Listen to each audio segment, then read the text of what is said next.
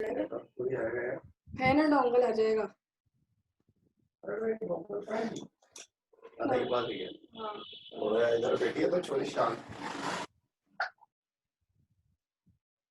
Okay students, so in this lecture we will do some numericals. Okay, now these numericals are related to electrical potential, potential difference, and some numericals are from the properties of electric charge also.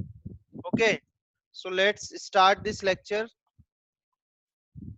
So in this lecture, first I am writing some important formulas from module 1. Okay, so important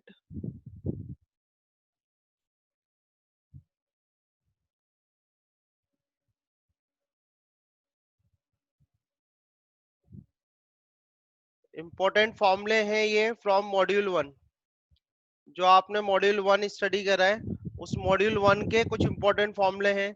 जैसे first is Q is equal to plus minus n. ठीक है, formula सबको आता ही है, Q is equal to plus minus N.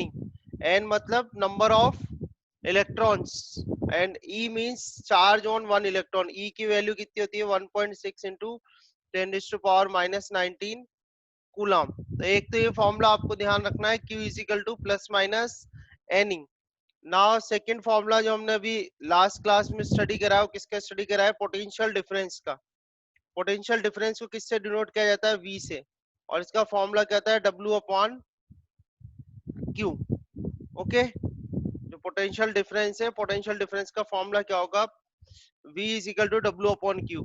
अच्छा, कल मैंने आपको एक असाइनमेंट दिया था यस्टरडे, और उस दो असाइनमेंट दिए थे एक्चुअली। एक असाइनमेंट तो नॉर्मल एनसीईआरटी बेस्ड था, और एक असाइनमेंट जो था उसमें से वो कॉम्पिटिटिव एग्जाम्स वाला असाइनमेंट था। ठीक है, तो उसमें कौन से फॉर्मूले यूज होंगे वो और मैं आपको बता रहा हूँ। ठीक है, तो यहाँ पर देखो, एक यूनिट होती है मोल, MOLE, मोल। ठीक है, ये मोल क्या होता है, it is a unit of amount of substance. ठीक है, अमाउंट ऑफ सब्सटेंस का मतलब हो सकता है मॉलिक्यूल भी हो सकता है और एटम भी हो सकता है। ठीक है, ये मैं आपको, ये दो बेसिक फॉर्मूले तो है ही सही जो आपको यूज करने हैं, और अभी इसके काफी सारे न्यूमेरिकल आपको मैं सिखा दूंगा। इसके अलावा जो कल आपको असाइनमेंट शीट दी थी मैंने, ठीक है, जो असाइनमेंट शीट थी आपकी कॉम्पिटिटिव एग्जाम की, उस असाइनमेंट शीट में जो फॉर्मूलाज यूज हो रहे हैं वो फॉर्मूलाज मैं आपको बता रहा हूँ। ठीक है, एक फॉर्मूला तो उसमें यूज होगा मोल का। ठीक है, तो आपको पता होना चाहिए कि मोल क्या होता है। तो ये एक्चुअली ये केमिस्ट्री का वर्ड है, और मोल का मतलब होता है it is a unit of amount of substance. जो अमाउंट ऑफ सब्सटेंस होता है उसको जो है क्या बोला जाता है, मोल कहा जाता है। और 1 mole of substance have 6.022 into 10⁻23 number of atoms और मॉलिक्यूल्स। ठीक है, इसमें एक चीज आपको ये फॉर्मूला और काम आएगा वो शीट सॉल्व करने में, कि 1 mole of substance have 6.022 into 10⁻23 number of atoms और मॉलिक्यूल्स। ठीक है, जैसे आपसे कहे एक क्वेश्चन है, how many atoms in 100 gram of H2O। H2O मतलब होता है प्योर वाटर। ठीक है, समझ में आ रहा है नहीं आ रहा, ये एक बार ओके लिख दो। ये आपका बेसिक एनसीईआरटी वाले जो क्वेश्चन थे, जो आपके बोर्ड लेवल के हैं, वो क्वेश्चन का है ये सारे फॉर्मूले। इसके आगे के जो फॉर्मूले हैं ये आपके जो कंपटीशन वाले मैंने क्वेश्चन दिए थे आपको, कंपटीशन एग्जाम के जो क्वेश्चन दिए थे वो है इसके आगे के। ठीक है, तो मैं एक बार में आपको फॉर्मुलेस बता रहा हूँ सारे। ठीक है, एक बार में सारे फॉर्मुलेस बता रहा हूँ, ये थोड़े से हार्ड होंगे तो आपको थोड़ा समझना पड़ेगा इनको। ठीक है ना, और बाकी ये जो बेसिक क्वेश्चन है वो बेसिक क्वेश्चन अभी सॉल्व करा दूंगा मैं आपको एनसीईआरटी के। तो यहाँ पर देखो आप सबसे पहले ये ध्यान रखना कि मोल क्या होता है। मोल क्या होता है? It is a unit of amount of substance. Amount of substance का मतलब है कि उसमें कितने मॉलिक्यूल्स या कितने एटम है। ठीक है, आपको दूसरी बात ये ध्यान रखनी है कि 1 mole of substance have 6.022 into 10⁻23 number of atoms और मॉलिक्यूल्स। एक मोल जो सब्सटेंस होता है उसके अंदर इतने एटम्स होते हैं। ठीक है, फिर आगे एक क्वेश्चन मैंने आपको दिखाया, यहाँ पर इस क्वेश्चन में दिया हुआ है कि how many atoms in 100 gram of H2O। यानी अगर आपको 100 ग्राम H2O दिया हुआ है तो 100 ग्राम H2O के अंदर कितने एटम होंगे। ठीक है, तो 100 ग्राम H2O के अंदर एटम कैसे निकालेंगे कि H2O जो होता है ये थोड़ी सी इसके अंदर, अच्छा विजिबल नहीं हो रहा होगा आपको, हाँ यहाँ देखो, H2O जो होता है, H2O के अंदर दो तो हाइड्रोजन होते हैं और प्लस एक जो होता है वो ऑक्सीजन होता है। ठीक है, तो हाइड्रोजन के लिए अगर हम लिखेंगे तो हाइड्रोजन के लिए आ जाएगा 2 इंटू 1 प्लस 1 इंटू 16। ये आपने सॉल्व किया होगा, यहां से आप देखेंगे तो ये आ जाएगा 18 ग्राम। ठीक है, तो ये जो 18 ग्राम आया यहाँ पर, 18 ग्राम को बोला जाता है मोलिकुलर मॉलिक्यूलर मास। अगर आपको केमिस्ट्री की थोड़ी नॉलेज है तो आपको पता होगा ये कि मॉलिक्यूलर मास कैसे निकाला जाता है। जो H2O है, H2O जो प्योर वाटर होता है, प्योर वाटर का अगर मॉलिक्यूलर मास निकाला जाए तो मॉलिक्यूलर मास कितना आ रहा है इसका? 18 ग्राम। ठीक है, दिख रहा है आपको? तो 18 ग्राम जो है, this 18 gram is a 1 mole of H2O। ठीक है, this 18 gram is a 1 mole of H2O। अब आपसे इसने पूछा है कि 100 ग्राम में कितने एटम्स होंगे। ठीक है, तो 18 ग्राम में number of atoms in 18 gram of H2O तो कितने होंगे इसमें बता सकते हो आप? ये 18 ग्राम जो आपने इसका मॉलिक्यूलर मास निकाला है, ये 18 ग्राम किसके बराबर है? 1 मोल ऑफ H2O के बराबर है। तो 1 मोल जो भी सब्सटेंस होता है, 1 मोल सब्सटेंस में कितने एटम होते हैं ये दिए हुए हैं आपको, 6.022 into 10⁻23। तो यहाँ पर आप लिख देना 6.022 into 10⁻23 एटम। ठीक है, समझ में आई बात? अब ये तो हो गए 18 ग्राम में, ऐसे ही आप 1 ग्राम में निकालोगे तो वो आ जाएंगे। आपसे कितने पूछा है उसने? 100 ग्राम में। तो 100 ग्राम में कैसे लिखोगे आप? Number of atoms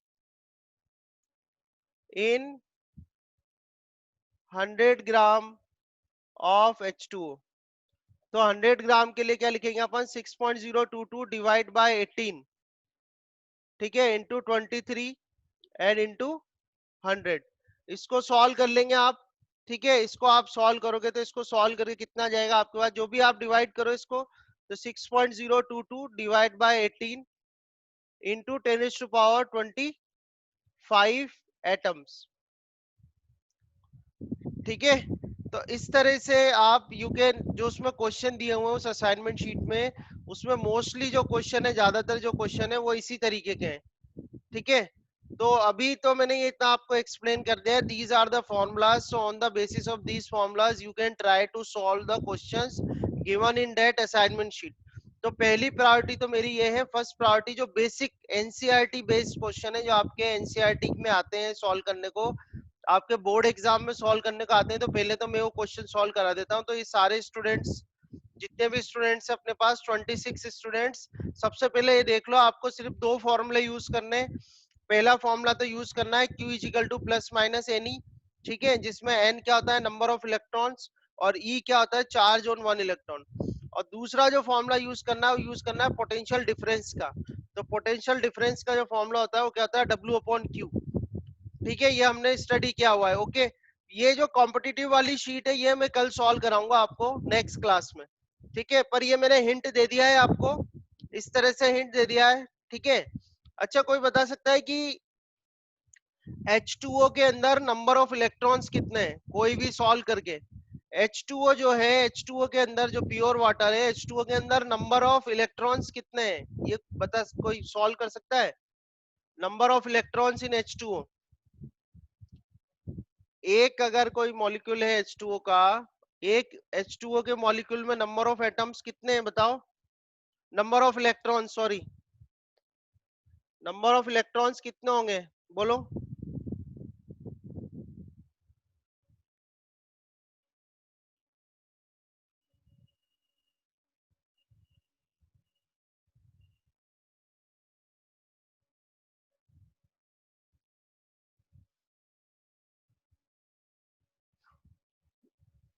very good, very good, सही है बिल्कुल। देखो हाइड्रोजन का तो एक हो गया, और प्लस ऑक्सीजन का नंबर कितना होता है, 8, तो 8 + 2 कितना हो गया, 10, तो 10 एटम हो गए इसके अंदर, तो 10 एटम है, ठीक है। सो you can find out the number of electrons, the number of, यानी यहाँ पर आ जाएगा आपके पास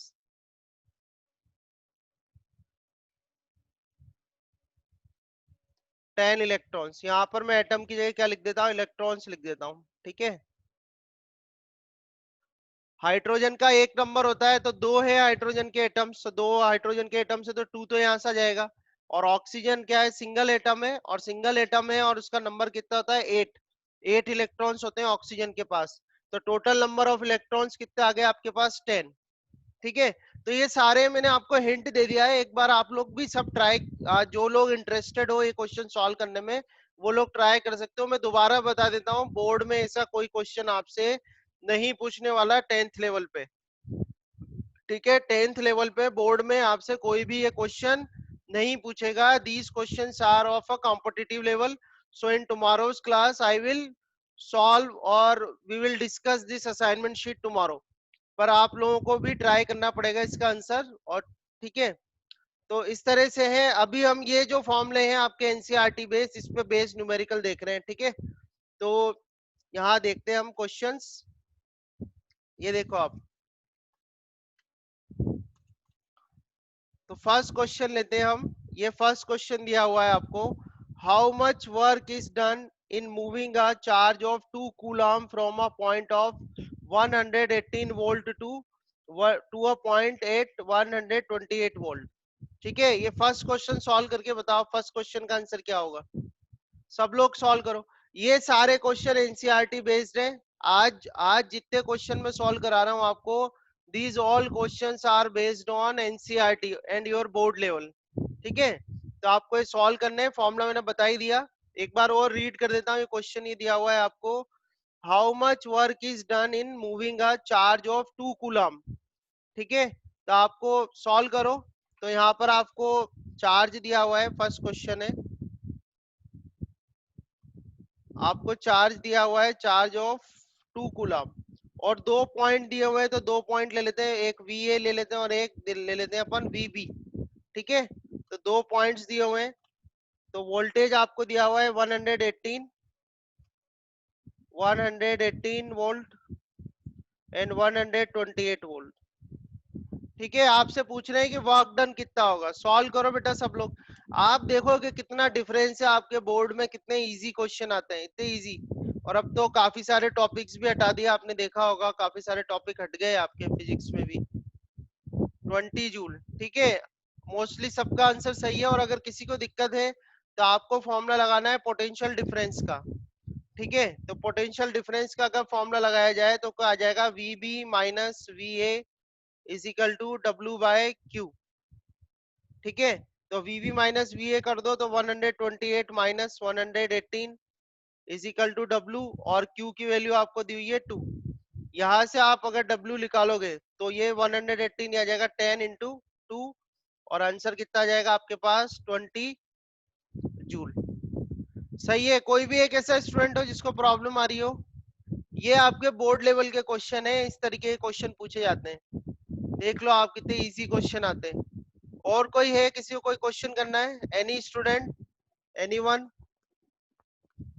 किसी भी स्टूडेंट को कोई क्वेश्चन करना है, या ओके लिख दो, फिर ओके लिख दो अगर कोई दिक्कत नहीं है तो, ठीक है। चलो नेक्स्ट क्वेश्चन देखते हैं, नेक्स्ट क्वेश्चन।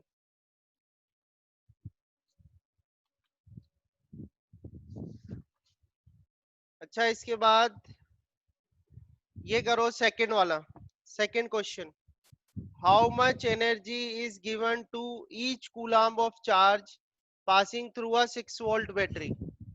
इसको सॉल्व करो। How much energy is given to each coulomb of charge passing through a 6 volt battery. इसका आंसर बताओ सेकंड वाले का। सेकंड का आंसर क्या होगा? करो सॉल्व सेकंड क्वेश्चन। सब लोग कर लो ताकि जितने स्टूडेंट्स है अपने पास सबको प्रैक्टिस हो जाए। अच्छा, जिन भी स्टूडेंट्स को प्रॉब्लम हो सॉल्यूशन करने में, you can ask a question. ठीक है, आप क्वेश्चन पूछ सकते हो मेरे से कि सर ये नहीं हो रहा, ये किस तरीके से आ रहा है, कैसे सॉल्व हो रहा है। ठीक है, 6 जूल 6 जूल, और बताओ 6 जूल सनत मनन, मनन ने भी सही आंसर करा है, सनत का भी सही है, श्रेष्ठा का भी 6 जूल सही है, प्रसिद्धि 6 जूल करेक्ट। और सॉल्व करो बेटा सब लोग, मोहित, विशी, देव, चारवी सही है, और Sagar Porwal 6 joule very good, Aarushi 6 joule very good. Solve करें इसको या ओके है? किसी को सॉल्यूशन चाहिए इसका या आगे बढ़े? नेक्स्ट क्वेश्चन देखें, बोलो। ठीक है ना, these are the question which probably comes in your board examination, these questions are at the level of your board examination. इस तरीके के क्वेश्चन आपसे पूछेंगे, ज्यादा कुछ नहीं है। एक बार ओके कर दो अगर सबने कर लिया तो। सेकंड क्वेश्चन ओके कर दो एक बार अगर सबने कर लिया तो, कोई दिक्कत नहीं है किसी को भी। ठीक है, एटलीस्ट ये तो आपको आना ही चाहिए। अगर किसी को दिक्कत है तो आप, किसी को भी कोई प्रॉब्लम आ रही है क्वेश्चन में तो आप पूछ लो उसको। ठीक है, अच्छा नेक्स्ट सॉल्व करो ये वाला third question, how much work is done in moving a charge of 1 coulomb across 2 points having a potential difference of 12 volt. इसको सॉल्व करो, थर्ड क्वेश्चन करते जाओ, है ना, मैं आपको टाइम देता हूं सबको। 12 जूल, तो how much work is done in moving a charge of 1 coulomb करना है आपको 2 पॉइंट्स। कितना आंसर आएगा इसका? 0 जूल। चारवी, चारवी चेक करो आंसर अपना एक बार और सॉल्व करो। मोहित, सनत, मोहित 12 जूल, देवजैन 12 जूल, और किसने करा है? Bhargavi, Vipul very good. और there is no potential difference, नहीं ये दिया है ना पोटेंशियल डिफरेंस, ही तो ये कहाँ गया? थर्ड क्वेश्चन कर रहे हो ना, ये दिया ना having a potential difference of 12 volt. Sir because there is no potential difference between 2 point, नहीं ये दिया हुआ है ना 1 coulomb across 2 points having a potential difference of 12 volt. तो लिखा हुआ है यहाँ पर, ये देखो क्वेश्चन में मेंशन किया हुआ है potential difference of 12 volt, 12 volt का पोटेंशियल डिफरेंस है। ठीक है, तो 12 जूल आंसर, विशेष सही है, Vishi 12 joule very good, Aarushi 12 joule very good, Akshara 12 joule, Pulkit, है ना। ओके, तो ये क्वेश्चन भी हो जाएगा आपसे, थर्ड क्वेश्चन भी। ठीक है, नाउ लेट्स सॉल्व। चलो एक थोड़ा सही क्वेश्चन सॉल्व करते हैं, ठीक है ना। एक सही क्वेश्चन सॉल्व करो, इसका आंसर इस वाले को सॉल्व करो, दिख रहा है सबको? क्वेश्चन रीड करने में आ रहा है? ये क्वेश्चन दिया हुआ है, आप polythene piece is rubbed with, read कर रहा हूं मैं क्वेश्चन, ध्यान से देखो। A polythene piece is rubbed with wool and it has been found to acquire a negative charge of 3 into 10 to power minus 7 coulomb। ठीक है, आपको बताना है how many electrons have transferred wool to polythene piece। ठीक है, और फिर आपको बताना है how much is the transfer of mass from wool to polythene take place। तो ये क्वेश्चन सॉल्व करो आप, दिस वन। सबको स्क्रीन पे दिख रहा है क्वेश्चन? एक बार ओके कर दो, स्क्रीन पे विजिबल है क्वेश्चन, किसी को दिक्कत तो नहीं है? हाँ विजिबल है ना सबको? अच्छा ठीक है, तो वैसे तो मैंने आंसर यहाँ पर लिखा हुआ है, ठीक है। चलो सॉल्व करो इसको, बताओ सॉल्व करके आंसर। अच्छा यहाँ पर ऐसा भी है, ऐसा नहीं है कि जरूरी नहीं है आपको सारे क्वेश्चन आ ही जाए। जिस क्वेश्चन में आप अटक जाते हो, जिस क्वेश्चन में आपको प्रॉब्लम हो, आप यहाँ लिखोगे सर ये क्वेश्चन आप सॉल्व करो, तो अपन उसको सॉल्व कर दूंगा मैं, है ना, या एक्सप्लेन कर दूंगा आपको। चलो आपके पास करो 2 मिनट्स में सॉल्व कर लो, मैक्सिमम 2 मिनट्स है, ट्राई करो। एक बार और रीड कर देता हूँ। A polythene piece is rubbed with wool and it has been found to acquire a negative charge of 3 into 10 to the power minus 7 coulomb. How many electrons have transferred wool to polythene piece? पहली बात तो ये बताना है आपको, और दूसरा बताना है how much is the transfer of mass from wool to polythene take place. अच्छा फर्स्ट वाले का आंसर तो 1.8 into 10 to the power 12, ठीक है। चारवी ने भी करा है। श्रेष्ठ आंसर टाइप करो, आंसर टाइप करो।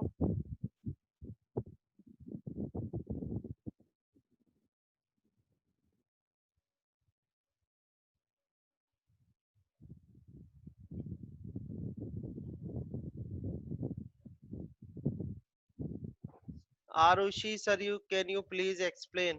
हाँ एक्सप्लेन कर देंगे। देखो इधर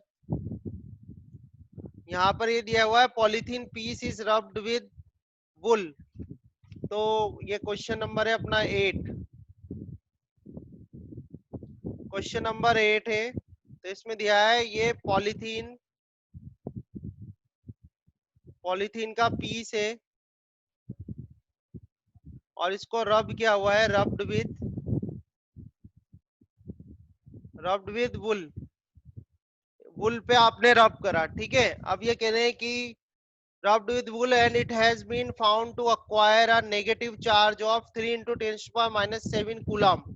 तो ये जो पॉलीथीन थी, इस पॉलीथीन के पास चार्ज आ गया नेगेटिव में 3 into 10 to the power minus 7 coulomb, ठीक है। क्वेश्चन में बोल रहे हैं आपसे कि कोई पॉलीथीन पीस है, पॉलीथीन पीस को वुल के ऊपर रब करा, तो पॉलीथीन पीस को जब वुल के ऊपर रब करा तो जो चार्ज आया पॉलीथीन पीस पर, पॉलीथीन पीस पे कितना चार्ज आया, -3 इंटू 10⁻⁷ कूलम।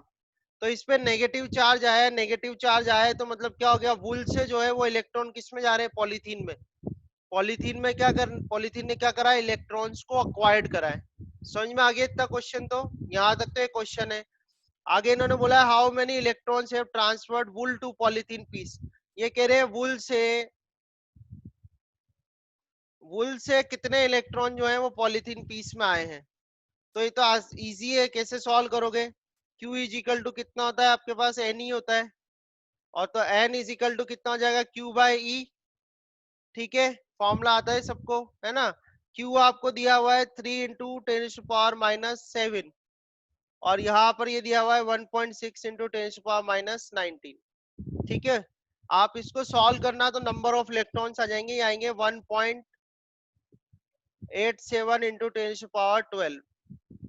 इसको सॉल्व कर लेना तो ये आंसर आएगा आपका। समझ में आ रहा है भाई? तो पहले पहले का फर्स्ट आंसर, ये तो क्वेश्चन हो गया आपका, पॉलीथीन पीस को वुल पर रब करा, पॉलीथीन पीस को वुल पे रब करने पर पॉलीथीन पीस जो था उसके ऊपर जो चार्ज आया वो नेगेटिव नेचर का था, और उसकी वैल्यू थी 3 इंटू 10⁻⁷ कूलम। आपसे उसने पूछा है कि कितने, अब इस पे नेगेटिव चार्ज आया, इसका मतलब क्या है, इसने इलेक्ट्रॉन गेन करे। तो ये पूछ रहे हैं कि कितने इलेक्ट्रॉन गेन करे इसने, तो कितने इलेक्ट्रॉन गेन करे वो आप निकाल लो, Q इजिकल टू एन से। एन इजिकल टू क्या होता है, नंबर ऑफ इलेक्ट्रॉन, तो उसको आप सॉल्व कर लो। हाँ नेगेटिव चार्ज लेने का अभी कोई पर्पस वैसे बनता भी नहीं है ना। अगर मैं Q लिखा, इसने ऑलरेडी दे दिया कि नेगेटिव है पॉलीथीन, इसने ऑलरेडी दे रखा है कि इट इज नेगेटिव, है ना। और वैसे भी यहाँ पर मैं नंबर ऑफ इलेक्ट्रॉन कैलकुलेट कर रहा हूँ, ना कि उसका नेचर कैलकुलेट कर रहा हूँ, ठीक है। So it doesn't matter you have take a sign और नॉट, ओके। श्रेष्ठ समझ में आ गई बात? अभी यहाँ पर क्या कैलकुलेट कर रहे हैं अपन, number of electron, and it is given in a question that it is charged negative, है ना, तो इसलिए कोई प्रॉब्लम नहीं है ना। आगे देखते हैं अपन सेकंड पॉइंट इसका। सेकंड पॉइंट, हाँ वो भी हो सकता है नेगेटिव नेगेटिव के, ये माइनस रख दो आप यहाँ पर, ये माइनस रख दोगे तो इस माइनस से माइनस कैंसिल हो जाएगा, ये भी कर सकते हो आप, वो भी सही है, ठीक है। सेकंड इसने पूछा है how much is the transfer of mass from wool to polythene, तो मास आपको बताना है, ठीक है। तो देखो हम लिखेंगे mass transfer from wool to polythene, ठीक है। तो वन जो इलेक्ट्रॉन होता है, वन इलेक्ट्रॉन का जो मास होता है 9.1 इंटू 10⁻31, ठीक है। एक इलेक्ट्रॉन का जो चार्ज है, वो एक इलेक्ट्रॉन का जो मास है वो कितना है 9.1 इंटू 10⁻31, ठीक है। अरुचि ध्यान रखना, एक इलेक्ट्रॉन जो होता है उसका मास इतना होता है, तो आपके पास कितने इलेक्ट्रॉन है 1.87 इंटू 10⁻12, तो इनको आप मल्टीप्लाई करो, ठीक है। मल्टीप्लाई करोगे तो आपका आंसर आएगा 1.706 इंटू 10⁻−18 किलोग्राम। तो इस तरह से सॉल्व करना है। अभी भी किसी को कोई क्वेश्चन करना हो तो बताओ, किसी को कोई क्वेश्चन करना है, एनीवन? हाँ ये भी सही है कि आप यहाँ नेगेटिव लेके चलो तो ये माइनस है, ये माइनस कैंसिल कर देगा, और otherwise because you are calculating number of electron so you can solve in this way also.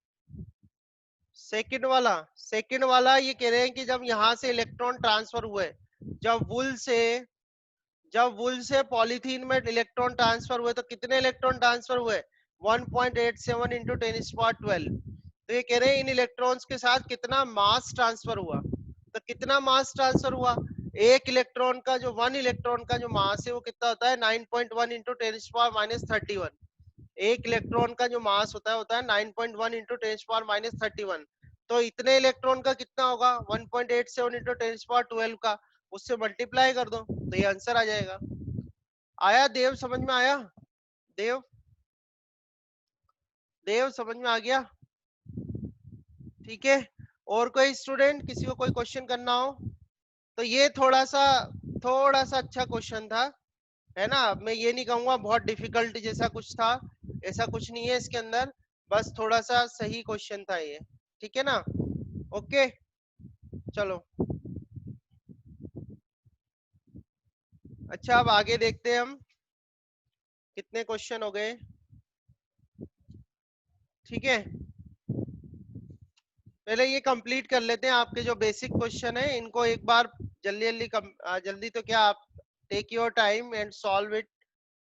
Now 3 तक हमने सॉल्व कर लिया था, फोर्थ का आंसर बताओ। Calculate the work done in moving a charge of 4 coulomb from a point at 220 volt to another point at 230 volt. Fourth का answer बताओ। ये पूरे एनसीईआरटी के बेसिक क्वेश्चन है, ठीक है। जहां प्रॉब्लम हो जिस स्टूडेंट को टाइप कर देना, मैं सॉल्व कर दूंगा, ठीक है। आई will solve if you face any problem, otherwise just answer. इसका फोर्थ वाले का आंसर बताओ क्या होगा, फोर्थ।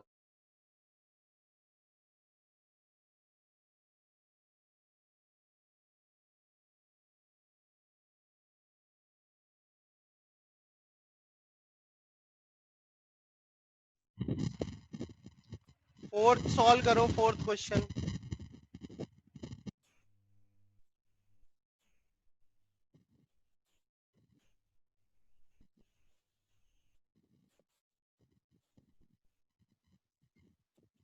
हाँ very good, 40 joule, very good, correct है सबका, 40 जूल आंसर आएगा। किसी को प्रॉब्लम हो, मैं बार बार बोल रहा हूँ आपसे, I am repeating again and again, if you face any problem just ask. बस इसलिए चुपचाप मत बैठना कि हमारे फ्रेंड ने कर लिया तो यार मैं नहीं पूछ सकता, ऐसा कुछ भी नहीं है।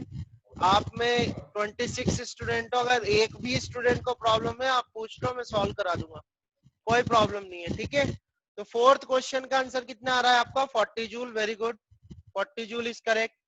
नेक्स्ट सॉल्व करो, how much energy is transferred by a 12 volt power supply to each coulomb of charge which it moves around circuit. इसका आंसर बताओ फिफ्थ का, फिफ्थ वाले का आंसर। फोर्थ तक हो गए आपके क्वेश्चन, फिफ्थ का आंसर बताओ।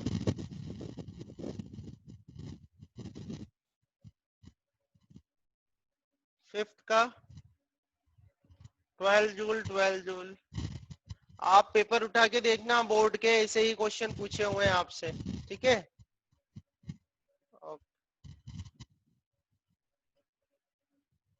ठीक है, वेरी गुड, 12 जूल आ जाएगा, ठीक है। एक्सप्लेन अगेन, इसमें दिया हुआ है, कौन सा क्वेश्चन कर रहे हो आप? फिफ्थ, इसमें how much energy is transferred by 12 volt. तो इसमें ध्यान रखना है, एनर्जी मतलब क्या? वर्क।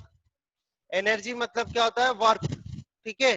तो एनर्जी मतलब आप वर्क रीड करना, तो how much work is transferred by 12 volt power supply to each coulomb of charge. तो आपको वोल्टेज कितना दिया हुआ है? 12 वोल्ट, और चार्ज कितना दिया हुआ है? 1 कूलम्ब। तो फॉर्मूला लगा दो, V equal to W by Q। तो W इक्वल टू कितना आ जाएगा? VQ। तो आंसर कितना आ जाएगा? 12 जूल। समझ में आ गया ऋषि, या सॉल्व करूं? V आपको दिया हुआ है 12, W आपको फाइंड आउट करना है, और Q जो है वो कितना दिया हुआ है? 1 कूलम्ब, ठीक है। तो इस तरह से सॉल्व हो जाएगा ये। ओके लिख दो, समझ में आ गया तो। इसके बाद ये नेक्स्ट सॉल्व करो, what is the potential.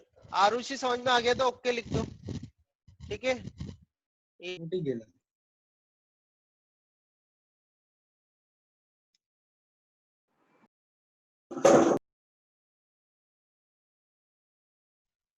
Hello, तो कितने बचे हुए क्वेश्चन? थोड़े से और बचे हैं बस, ठीक है। आरुषि फिफ्थ क्वेश्चन हो गया।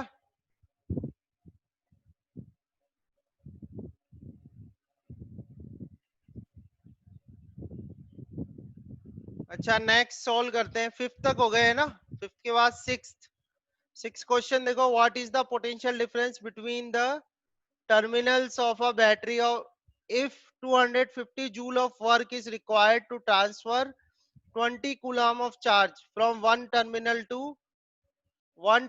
of battery to another। इसको सॉल्व कर दो, इसका आंसर क्या होगा? 12.5 वोल्ट। W अपॉन Q लगाना है इसमें, तो सिंपल, तो 250 डिवाइड बाय 20, 12.5 वोल्ट आएगा आंसर। मनन चेक करो आंसर को, 12.5 वोल्ट आएगा। सिंपल W अपॉन Q करना है आपको। W वर्क कितना दिया हुआ है आपको? 250 जूल, ठीक है। ओके, कोई बात नहीं, है ना। तो श्रेष्ठा सही है आंसर, बिल्कुल करेक्ट है। ओके, सही है आंसर आपका, श्रेष्ठा का। और बताओ, अच्छा ऐसा कोई स्टूडेंट है जिसको सॉल्यूशन चाहिए इसके, जिसको सॉल्व करके दूं, लिख के चाहिए किसी को, या सॉल्व कर लोगे? बोलो, हो जाएंगे, ठीक है। अब ये लास्ट और कर दो, seventh question. Seventh question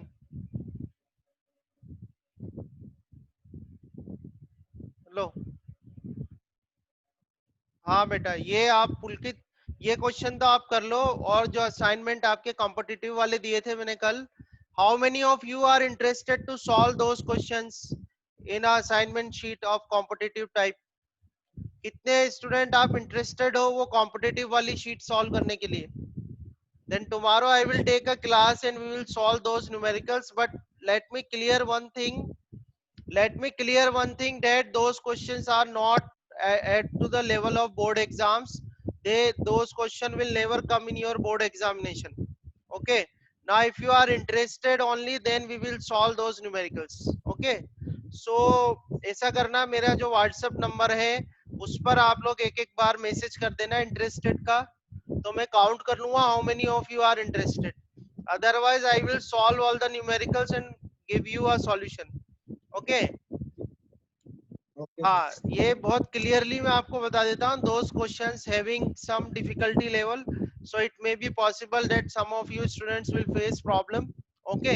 So it completely depends on you. If you are interested, then you will go and solve those numerical, but one thing is clear, if you will try, you will make to solve all those question. आप कोशिश करोगे तो आप कर पाओगे, और अगर आप अवॉइड करोगे तो आगे जाके आपको प्रॉब्लम फेस करनी पड़ेगी। ठीक है, मोल कॉन्सेप्ट जो मैंने आपको आज फॉर्मूला बताया है मोल कॉन्सेप्ट का, एक बार केमिस्ट्री में जरूर पढ़ लेना आप। और आई थिंक आपने इतनी केमिस्ट्री तो पढ़ी हुई है कि आप सॉल्व कर लोगे, जिस हिसाब से आज आपने मॉलिक्यूलर मास मुझको बता दिया, नंबर ऑफ इलेक्ट्रॉन्स बता दिए, एटम्स बता दिए, तो इट मींस आप लोगों को नॉलेज है केमिस्ट्री की अच्छी। ठीक है, तो एक बार आप कोशिश करना और मेरे व्हाट्सएप नंबर पर इंटरेस्टेड करके मैसेज डाल देना सब लोग, ताकि मैं काउंट कर लूंगा कितने लोग इंटरेस्टेड हैं, और उस हिसाब से कल या तो नया मॉड्यूल स्टार्ट कर देंगे या फिर उस शीट को मैं सॉल्व करा दूंगा। ठीक है, अच्छा ये लास्ट क्वेश्चन और देख लो। लास्ट क्वेश्चन में आपको तीन जो है बैटरी वो जो है सीरीज में लगी हुई है 2 वोल्ट की। ठीक है, सेवेंथ क्वेश्चन है ये, सेवेंथ क्वेश्चन है, क्वेश्चन 7। तो इसमें तीन बैटरी लगी है इस तरह से, and these batteries are of 2 volt. तो टोटल जो हो जाएगा इसका, टोटल जो बैटरी पोटेंशियल है वो कितना जाएगा 6 वोल्ट। ठीक है, there are 3 batteries and these batteries are connected in series, so total will be 6 volt. अब 6 वोल्ट आ गया तो एक बैटरी का तो आप 2 वोल्ट लेना पोटेंशियल। ठीक है, और तीनों बैटरी का पोटेंशियल कितना लेना है आपको 6 वोल्ट लेना है। ठीक है ना, तो एक बार क्वेश्चन देख लेते हैं। क्वेश्चन में इनसे आपसे पूछा है कि what is the potential difference at the terminal of battery. तो ये तो 6 वोल्ट आ जाएगा। ठीक है, तीनों सीरीज में है तो 6 वोल्ट आ जाएगा, ऐड हो जाएंगे। और आगे how many joule of electrical energy does 1 coulomb. तो पहले के लिए तो आ जाएगा 2 जूल, और लास्ट वाले के लिए आ जाएगा, सेकंड के लिए आ जाएगा 6 जूल। ठीक है, तो इससे ज्यादा जो मॉड्यूल 1 मैंने कराया है बोर्ड में कुछ भी नहीं आने वाला, nothing. Nothing will come from these topics of module 1 in your board examination. So we have completed the level up to your board examination. Okay, और